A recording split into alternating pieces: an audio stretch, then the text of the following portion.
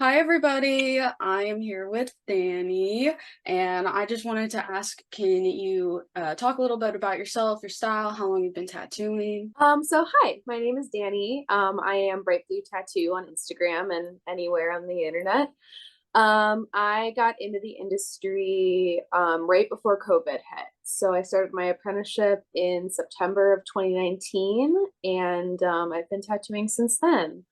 And I'm about an hour outside of Chicago in the suburbs. So you can get to me by train or however. But yeah, I bounced around shops a little bit when I first started. The very first shop I was at did not make it through quarantine, so I kind of had to scramble as like half of a tattooer and find a place that would take me in after the state reopened. And I was at that shop until the beginning of this year. How was it like apprenticing over COVID? What is apprenticeships like where you're from? It really varies. Thankfully, I'm in an area being an hour outside of Chicago where it is still pretty saturated in the suburbs. So depending on where you're at, I'm in Crystal Lake, Illinois. And there's probably like 5 to 6 shops that are like considered street shops that would take walk-ins and stuff Mhm. like that. One of which is Dark Heart Tattoo, which is where I worked at after quarantine. So around here, it's pretty standard as far as I could tell talking to others about their apprenticeships and stuff like that. I worked and did a lot of like clerical work and front desk help and stuff like that initially. And the very first shop I was at, the person who owned the shop really wanted me to get tattooing as fast as I could. So I started my apprenticeship in September and I started tattooing like the public for a flash day in December of that year. Holy shit. What was your first tattoo you did? Were you really nervous? I was very nervous. Yeah, my very first one I did was this little itty bitty ghost on my coworker's ankle. So, yeah, it was just a little ghost guy, and then kind of jumped right into full color stuff. I did a little heart with my friend's cat's name in it for I think that was my second piece, and we did all red and color in there. But yeah, it was really scary because I had wanted like apprenticing during the pandemic because Mhm.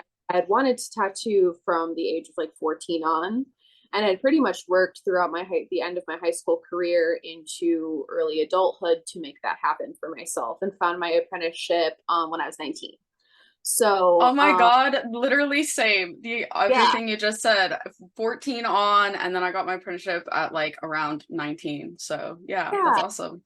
it's amazing, and I'm so thankful to have been able to start so early in my life into this thing that I'm like so crazy passionate about. So I worked to get there, found my foot in the door at this shop that was right near my house. And then it was the week the state shut down in Illinois was actually the week of the Villain Arts Convention out here.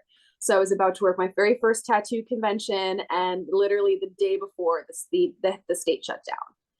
So all of a sudden, this career that I had worked like really, really hard for and like worked just a year alone, just trying to find somebody who would take me in with a full portfolio. I was like really close to just like taking a break from looking and focusing elsewhere. And then I found my in. Um, but it was like, man, I worked really hard for this, and now my whole career is in like 3 boxes. So I'm very thankful to everybody at Dark Heart and Joe Beatty, who owns Dark Heart.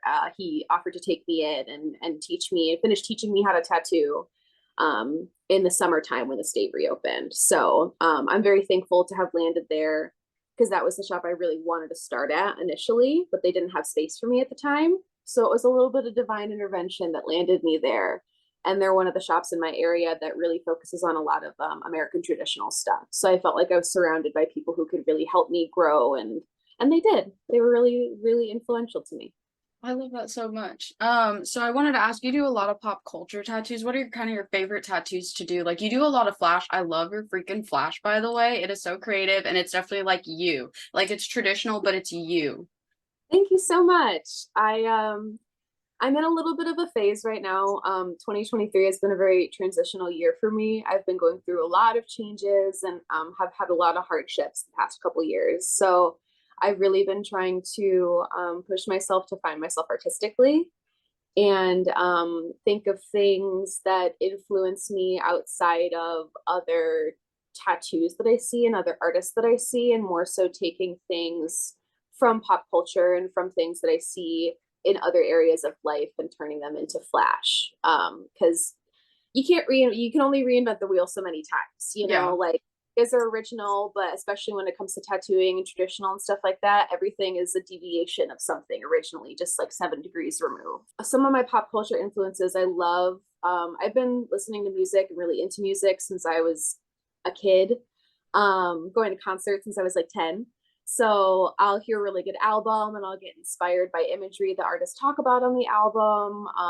Harry Styles' album Hmm. was a good one for me, and I pulled a lot of influence from that and drew a whole flash sheet inspired by that. What was your first concert you went to, if you don't mind me asking? It was Death Cab for Cutie when I was 10. My uncle took me, they played for free at this festival called Taste of Chicago in the park. I think, I can't remember exactly where, but it's a huge food festival in the city and they have musicians play. So he took me there and they were my very first show. Oh my gosh, that's so awesome. Did you teach yourself to do all the flash style you do? Like, I know I've met some people and they have backgrounds in graphic design or anything like that, or they've, taught themselves from YouTube videos how to use Procreate and really master that stuff. Like, how did you learn how to do it? So I'm really, really thankful to have a familial art background. So my nana is an oil painter. This guy right here is actually one of her paintings. This is one of her first ones from 1983. Her signature's in the corner, and her art is all around my apartment. So my parents are both kind of athletic and not very similar to me. They were not expecting to pop out an artsy kid.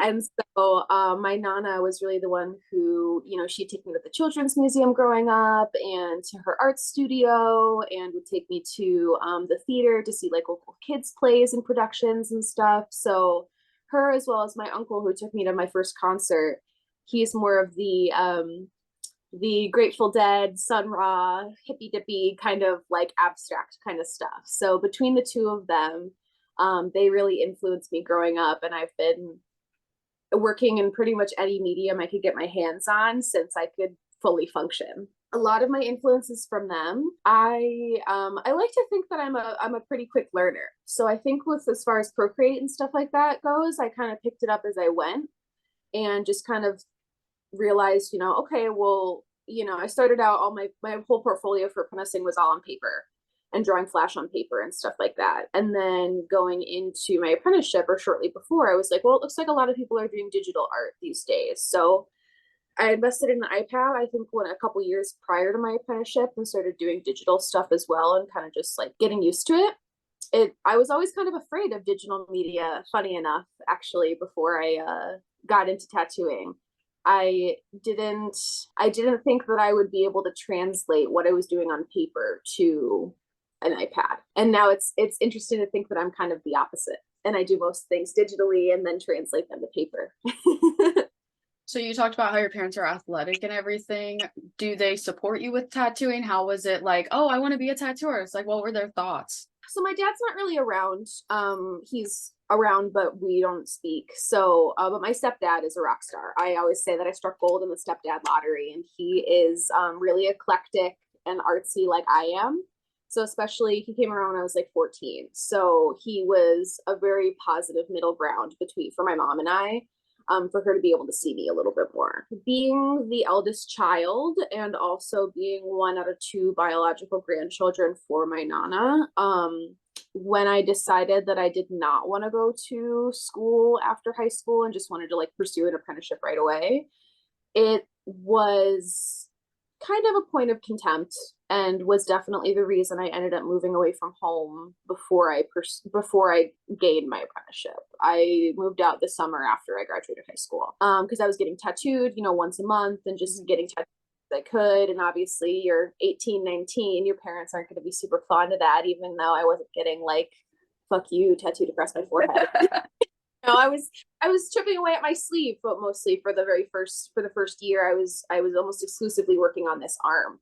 So I wasn't, being irresponsible or just going to any like street shop and just getting a walk-in tattoo. I was driving up to Milwaukee, actually about an hour and a half away, and getting a piece done once a month or having friends work on me. So not huge support initially. I think that not knowing a lot about the industry I wanted to pursue, and also seeing how my artistic uncle turned out. He has kind of struggled his whole life and worked gig-based jobs, without a lot of motivation on his own end, and has unfortunately painted a picture of what an artist looks like to my Yeah. family, which was a positive influence for me growing up, because it made me realize from a young age, like, oh, okay, I can't just really call myself like artist and skate by unless I'm like the next Banksy, which is like one in a million people. So I started to find outlets. Tattooing was one of them as I got more into like alternative culture, as well as hair. I went to cosmetology school and did trade school along with my high school education. So that was always kind of the backup plan. And I graduated high school with my diploma as well as my cosmetology license. So I was trying to reassure them that, you know, I kind of knew what I was doing, and I knew that I had this path that I wanted to go on. But it wasn't until I would say maybe at some point in 2021 where my parents and the rest of my family actually kind of started to realize, like, okay, this is like a career for her, and she's like building a clientele, and she's doing this full time, and she's able to pay her rent this way and like live independently this way. It wasn't until I was really in it that they took me seriously. Do you feel like you are like really good at social media? I struggle with it all the time. I feel like you have such good rapport. Do you get a lot of clients from social media? Because I see a lot of tattoo artists and they'll be like, well, you could have a big following, but not be booked up a lot. And I'm like, I'm kind of like, I don't know. Social media really helps. I get a lot of my clients from it. It does. And I would say that probably, I would say at least 75% of my clients say that they found me through Instagram. And the trick for me with Instagram is that truthfully, I don't really put that much energy into it. Right now, what I'm doing is I'm trying to hold myself accountable to draw more flash by keeping a theme of posting a new flash sheet every 3 pictures. Just myself creatively motivated to draw outside of my custom work that I do. But I think if I put much more thought into it, or the algorithm, or trying to create with the intention of gaining traction, I'd go crazy. I'm such a perfectionist, and I'm such a hyper fixator that like I have like a thing of hashtags that I use every single time, that I have been for like 2 years now. And I'll add on like specific ones at the end of those, depending on the piece itself. But other than that, I just post the work that I'm happy with and try to post as much as I can.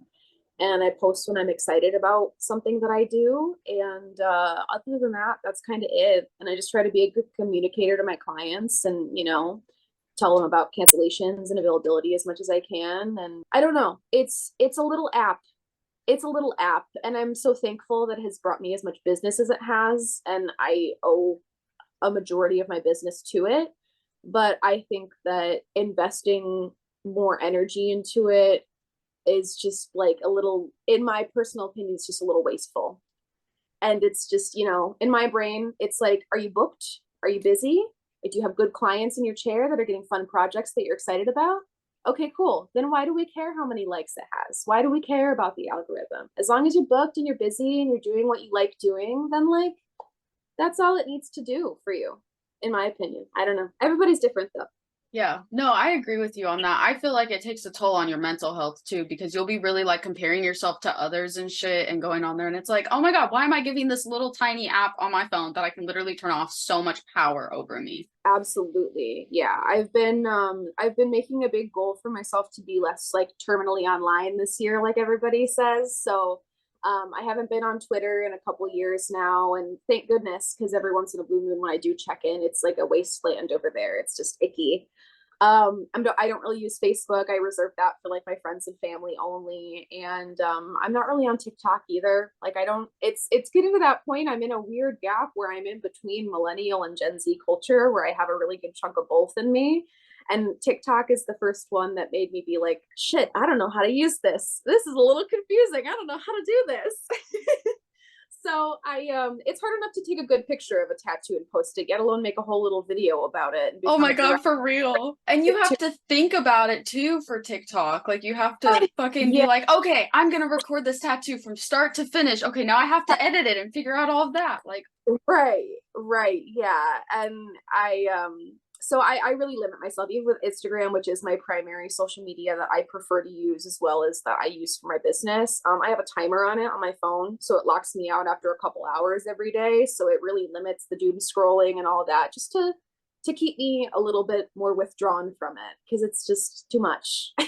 yeah, I definitely feel like starting out, I opened myself 24 hours. I was not popular in school, so like I'm constantly on my phone and it's kind of been overwhelming with me. Like, do you have a time where you're like, okay, I won't answer on my days off. I won't answer at this time. I do, yeah, and that's something that I have observed a lot of my peers having issues with, and like feeling this certain like time restraint or this certain obligation to answer people within XYZ amount of time. On my booking form, which is what I have people use to request a custom piece from me, it says in like the whole rundown before you fill it out that please allow up to 2 weeks for a response. Because every tattooer does it differently, obviously, but I manage my books myself, do my custom drawings, do it all myself. Unfortunately, I'm a little too much of a control freak to trust somebody else to take care of it for me. And thankfully right now it is still manageable in my mind, just because we make ourselves available on social media through posting on our stories or doing whatever. That does not equate to making us available to clients all the time. And I do if I expect my clients to respect my time, the least I could do is respect theirs in turn. So I do try to respond to people within like a couple of days of them reaching out to me. Booking forms usually take a little bit longer with the little disclaimer, but especially when it comes to DMs, I try not to let them sit too long, but if I do, then I send a little apology for, hey, sorry for the delayed response. But I don't know. I think that any client who would have like an adverse response to a little bit of a reasonable wait time, like 2 weeks or less, might not be somebody that I want to work with, just because, I'm a human being, and if you can't have a little bit of patience in waiting for a response for this permanent piece of art you want to have on your body, then how do I know you're going to be patient with me taking a few hours to get that tattoo done for you, or with what I have drawn for you? So it's a two-way street for a lot of the respect and the communication stuff with clients and with tattooers, I think. You talked about earlier how you like to post flash every 3 days. What does the flash process look like with you? Like for me, I like will watch a movie and I'll be like, oh my God, I have to make flash of this. I love this so much. Like, what does it look like for you? It's very similar. Right now, the frequency in which I'm posting and creating flash is, I think, right now more than it's ever been. I think I've been on a really positive creative streak lately, which I'm really excited about. I posted a flash sheet inspired by the show I Think You Should Leave with Tim Robinson, and it got like a ton of traction that I've like never even seen before on my page. And I made prints of it and sold like a good majority of the prints, which I was really stoked on as well. People really liked that one. So that was a really, as much as I don't put much energy into social media, when you have something that goes over positively, it does kind of encourage you a little bit more to create. And I gained a lot of followers, admittedly, from that post as well. So then more people are around to see new stuff. It gives you a little bit more motivation. So right now my focus is trying to keep that traction up. So my Procreate right now, I have a whole bunch of sheets that don't have anything on them, but they have little titles to them. So the dragon one was just noodles for a little while, and it said, hey, put dragons on.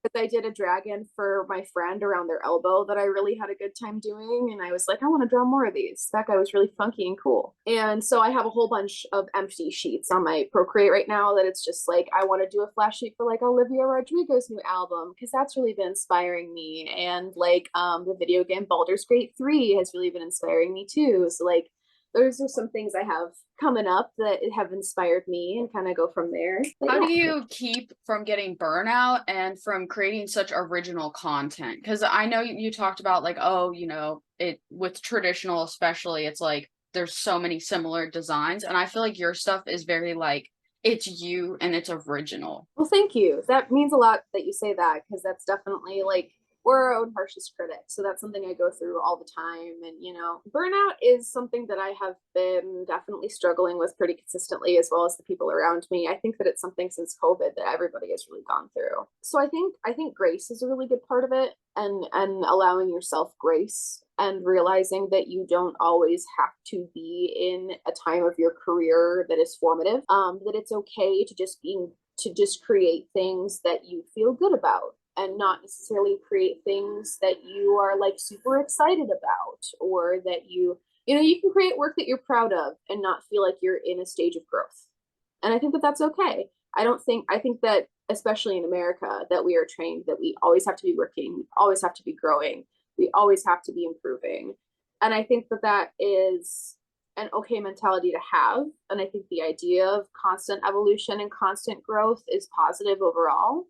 But I think the expectation for us, especially as artists and self-employed people, which also comes with self-motivating people, kind of go hand in hand. You have to be self-motivated if you're self-employed. I think that just allowing yourself the grace of like, I want to work on that thing today, but I don't really feel like working on that thing today. I kind of just feel like playing video games all day today, or I kind of feel like taking a nap instead. Like, that's okay, because you can't rest. You can't have the good things in the positive work if you don't have rest to go with it. They go hand in hand. Giving myself grace is a big part of trying to reverse burnout.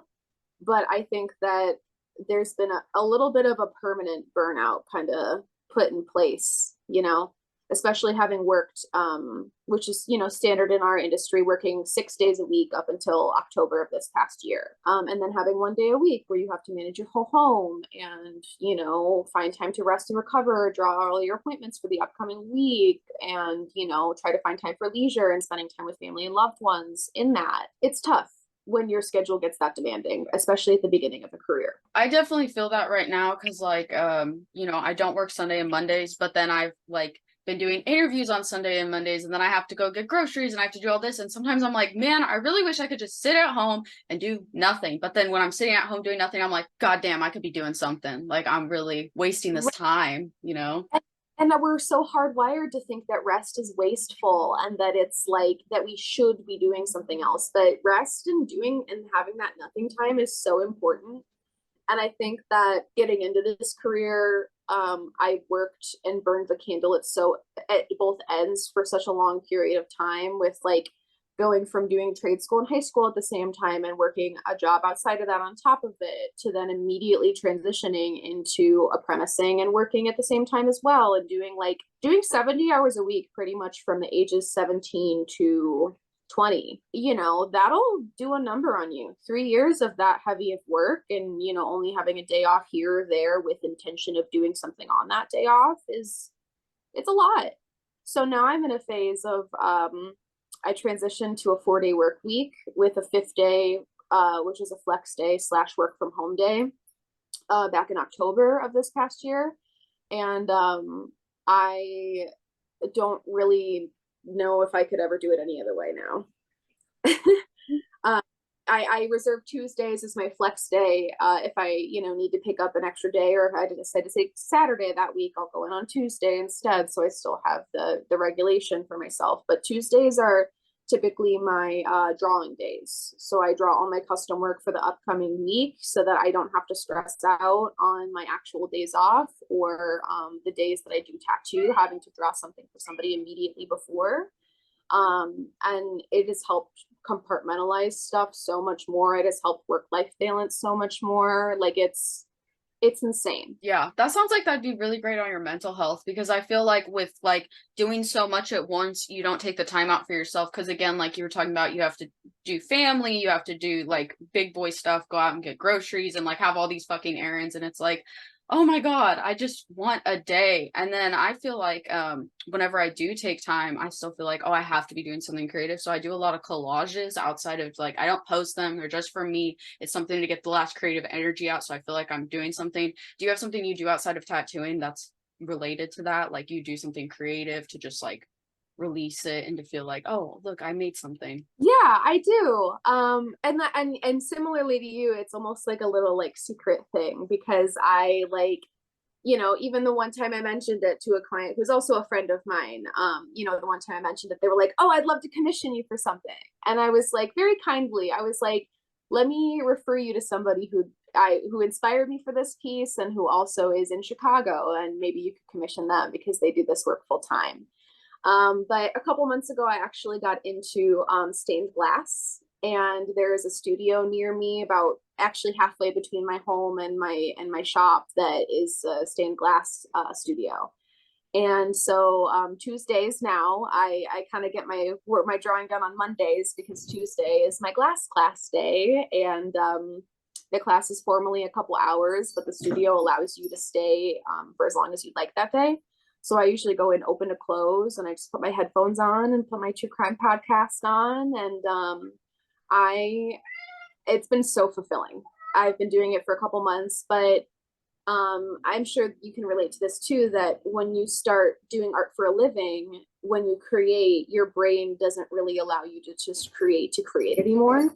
Yeah. It's creation with intention of using it in some way. It's never just creating to get the energy out or to do whatever, at least unfortunately for me. So being able to take that into this new element that I've never played with before and have wanted to for a really long time, now that I finally have the time to, and like feeling like I'm in a high school art room again, and just creating, gifts for my loved ones, and trying new things for myself, and having a learning curve, and not being really super good at something right away, and not feeling like I have to create for anybody other than myself, Yeah. is such a rejuvenating feeling. And maybe that's the reason I've been on such a good creative streak with my flash and stuff, because I now have this outlet that is really just for me. And I think it's really important for every artist that does art for a living to have that, and to have the degree of separation.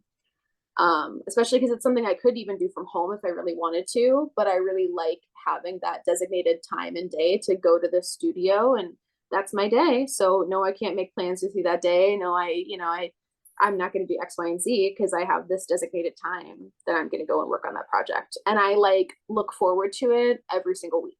Yeah. You feel like, so since it's like something for you, like with my collages, I've really been like, I'm not posting this. This isn't for anybody. It's just for me. Maybe I'll show some friends, but I'm like not actively doing it for anybody. So I feel like it's kind of taken the perfectionism out of it. Like with like my flash and stuff, I'm like, oh my God, this isn't good enough. I hate myself. I hate my art, blah, blah, blah, blah, blah. But with my collages, it's like, okay, this was really cool. Like this really helped me to expel that energy and to just like create something. 110%. Yeah. And especially in my class, I am the youngest person there by a few decades.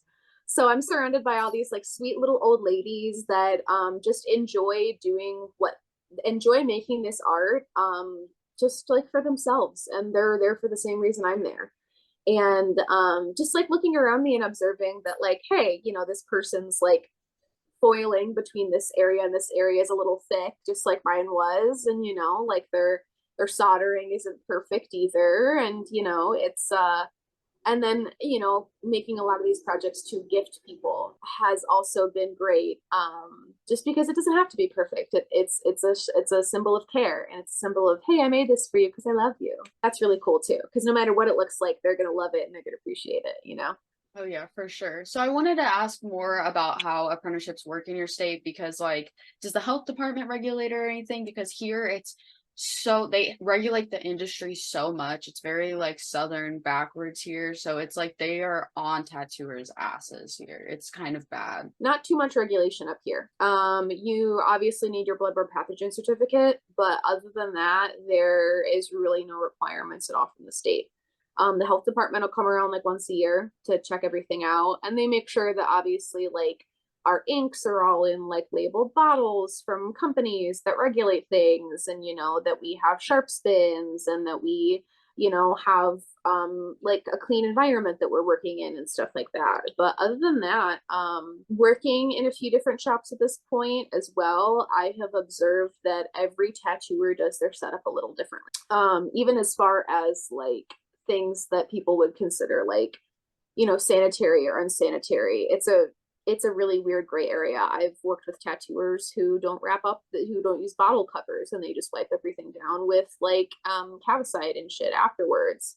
I myself have like on and off used clipboard covers, and I'm back to using them now, and all that kind of stuff. That it's like I've observed so many people that I myself am still trying to figure out the best way to approach things to make sure that I'm, keeping everybody clean and safe and sanitary. And obviously I go into my practice knowing, everything, more things are wrapped than not. I don't want people to think I'm like spitting in my equipment or anything like that.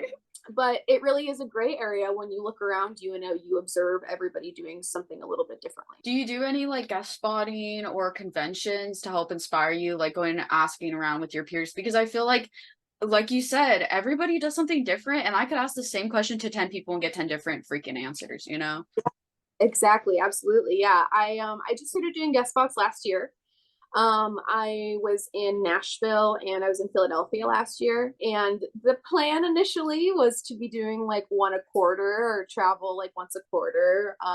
Going into this year, whether it be for leisure or for work. Life things have, unfortunately destined me for a little otherwise this year, but I'll be in LA for a guest spot this November. So that'll be super exciting.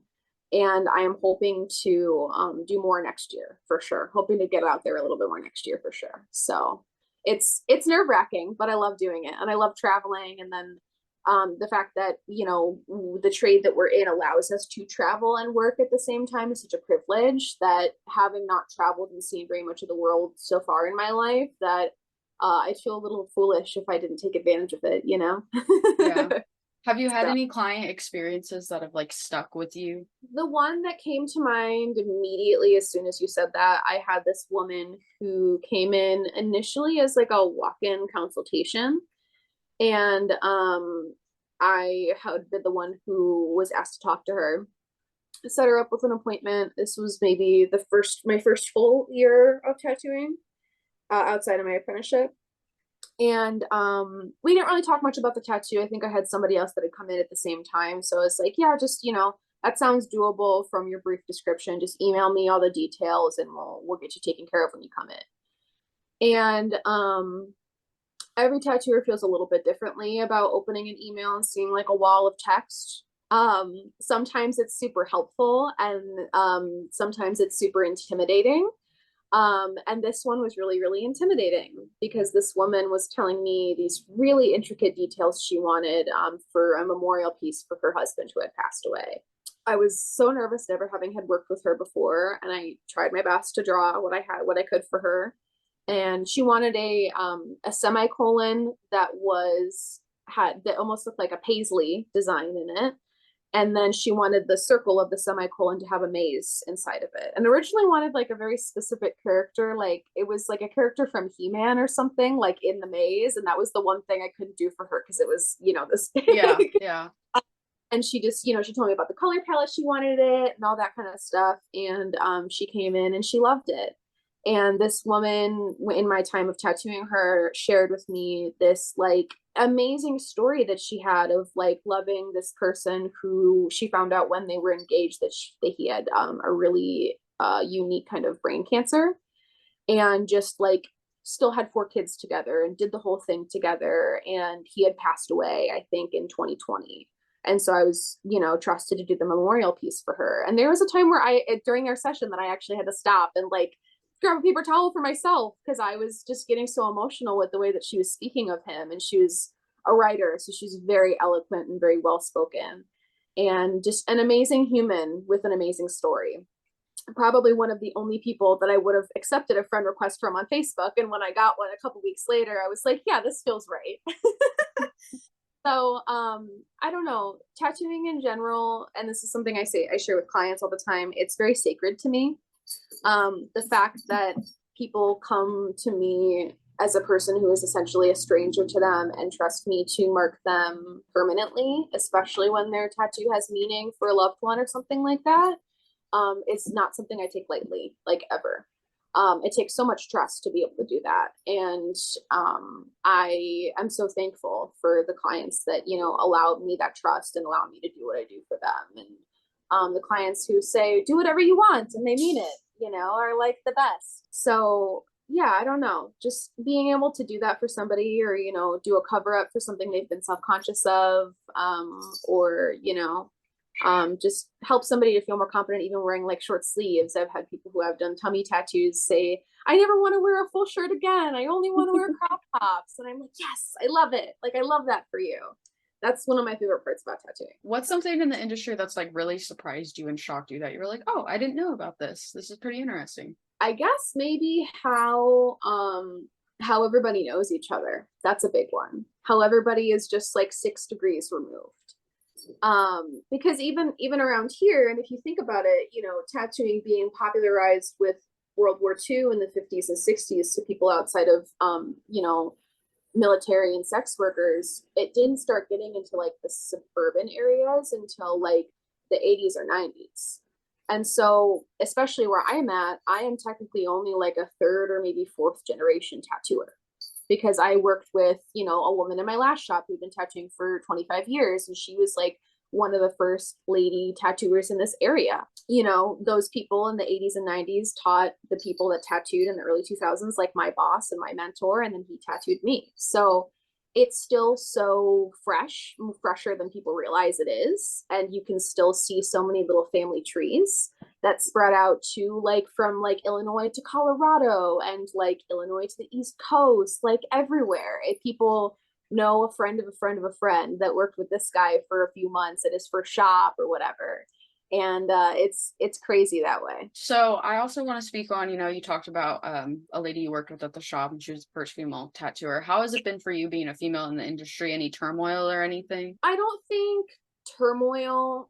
I think that right now, as well as having the first few generations in the picture, I think that they're also, it's not so black and white, but I think that there are people who have a very new idea of what tattooing looks like, that you can start from several different kinds of environments, that you can be like self-taught, that you can not take everything that comes to the door when you first start, that an apprenticeship should look like X, Y, and Z.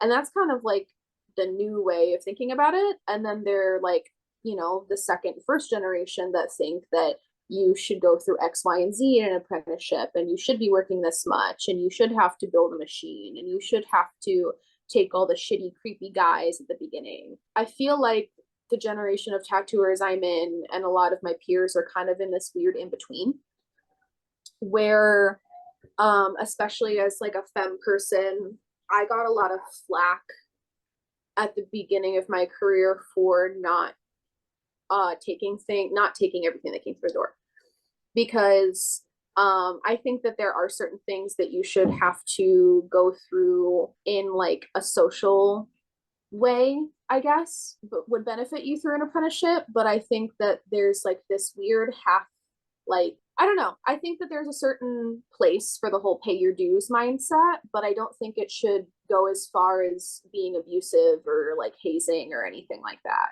So, I got a lot of flack for asserting boundaries for myself on things that I did not feel comfortable doing my first couple years in tattooing, and got a lot of flack for encouraging apprentices down the line to do the same thing. Not a lot of flack, I wouldn't say, but definitely like little remarks here and there and stuff like that. And people who were definitely annoyed with me, things that I don't align with, like even politically. Like, I don't feel comfortable sitting with somebody for 3 hours to do this tattoo with them that represents something and a belief that makes me deeply uncomfortable.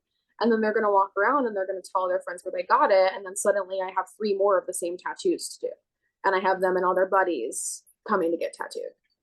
Mm-hmm. Even as far as like specific locations, like I really don't do like finger tattoos. I really don't do like face or hand tattoos or anything like that, just because it's not particularly the type of work I'd like to be invested in. And especially when it comes to like fingers and stuff like that, and a lot of the stuff that's trendy and has not been quite proven to show up well with time yet. I don't really feel like doing the same tattoo like several times over when I give somebody a disclaimer that, hey, it's going to fade. It's going to do that with your anatomy, because I could be getting somebody in my chair that wants a new tattoo that's going to heal really well and going to you know, be a new client for me and open a new door for me. So I think maybe my boundaries have been a struggle I've found in being like a femme person and tattooing. But I'm very thankful to be in the age where these days it feels like there are more femme people around than not. Even in the shop I currently work at, it is the three to one femme folks or women to the one man that we have working there. And my last shop too, I think it's kind of slowly started to, it was a little bit more balanced, but definitely started to slowly be like more femme people and women than men in there. Where do you see yourself in like 5 years? And if you did apprentice anybody, how would you apprentice them? What is your outlook on that? I don't have nearly enough experience to teach anybody. I I say this with like the confidence of knowing what I'm doing in a basic setting. I don't want to concern any of my clients, but like I don't know what the fuck I'm doing like half of the time, yet alone to teach somebody. Like I love being a teacher and I love giving people advice and helping them grow. And I loved working at my last shop. I worked with two apprentices who were learning under my same mentor, and I was really close with the one person, and I helped her with a lot of things on a smaller basis. And I really enjoyed an environment like that where it was somebody who was not learning directly underneath me, but still I was a person who had a little bit more tenure who was around who could help them when little things came up. As far as 5 years goes, I don't think I'll be in Illinois. I've got a numbered amount of Midwest winters left in me, but I'm still trying to figure out where I'd like to land. But as long as I'm healthy and I'm busy and I am doing fun stuff still, that's really it as far as 5 years goes. And traveling and doing more guest spots, maybe like a guest spot in Europe or something like that would be super cool. I don't know. I'm thankful to have gotten into things so early that like I'm not in a rush to see everything and to do everything right away. I think that a lot of the times, the best opportunities and the really good opportunities find you when they think you're ready for them. So I'm kind of just gonna keep chipping away at all the fun tattoos I have in my immediate 3 months as I look, and then after that, whatever comes. Love new experiences and traveling and all that kind of stuff. So I think you can relate to this, but coming into the industry so young, I feel like a lot of people influence you. Do you feel like you have been influenced, getting your apprenticeship at 19? Like, do you think the industry has kind of raised you in a sense? A little bit. Yeah. Yeah. I've always, or for a very long time, been very like open about my emotions. I'm not good at hiding them on my face. So like if I feel some type of way about it, they're gonna know right away. And I also am not fond of the fake friends thing or playing friendly for the sake of comfortability.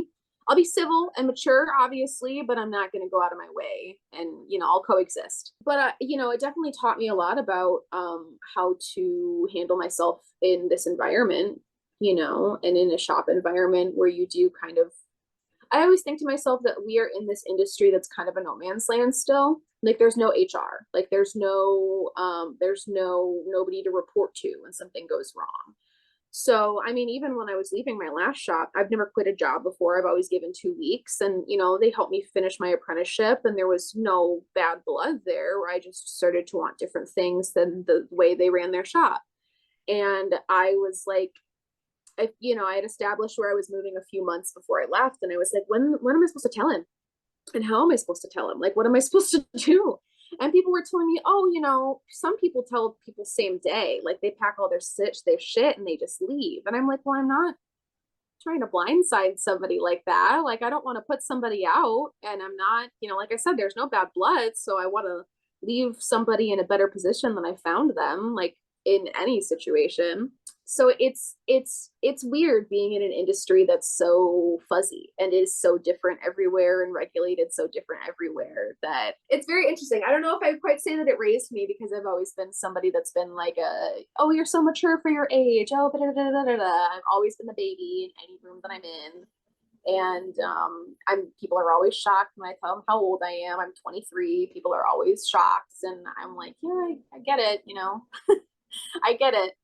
But Definitely very heavily influenced by the industry for sure. I don't think that I would have been able to approach a lot of these situations with as much tenacity as I have now if I hadn't been, you know, made to have worked as hard to get where I I think my last question for you is, do you have any advice for younger artists or tattoo artists and apprentices in general? Anything you just like people to know? for anybody who thinks that they have an interest in tattooing, make sure you really like tattooing itself. Because I think that a lot of people see tattooing as a fun art job that you can dress and look however you want and you can work whatever hours you want and you make good money. But they don't actually have a passion behind the trade itself and making tattoos themselves. And I think that sometimes when that occurs, you can see it in somebody's work. I always tell people the first two good things you need more than a good mentor or a good machine is a good chiropractor and a good accountant, or else you're going to be five with an audit and a broken back. Um, I go to the chiropractor once a week. I file my taxes quarterly. I just like, if you get on top of it earlier before you're fully established, then it's less difficult to do. But I don't think it's for everybody. And I think that, I went into my apprenticeship at the age of 18 knowing I wasn't going to be making any money for at least the first 1 or 2 years, or being under that impression. I did not expect to be tattooing for money as quickly as I did. And quite frankly, probably shouldn't have been tattooing for money as soon as I did. I don't know. I guess for people that want to get into it, I would just make sure that you really like tattooing itself and are passionate about the trade itself, because in an industry that saturation is only increasing insanely over the past 2 years and people are getting started tattooing within like weeks of them being an apprentice, a lot of these people are not gonna necessarily like last or have like a very successful career, I don't think. And it's not even any of their own doing. It's the matter of they just unfortunately happen to pick this thing that has a very increased saturation, that is an artistic outlet that is not easily replaced by technology at this point. Good chiropractor, a good accountant, and like real care for what you're doing, I think, are big things. Awesome. Thank you so much. I really appreciate you doing this interview. What tattoo shop are you working at and what's your Instagram? I am at Prairie State Tattoo Company in Carpentersville, Illinois, and my Instagram is Bright Blue Tattoo. Perfect. Thank you so much. I really appreciated doing this. Thank you.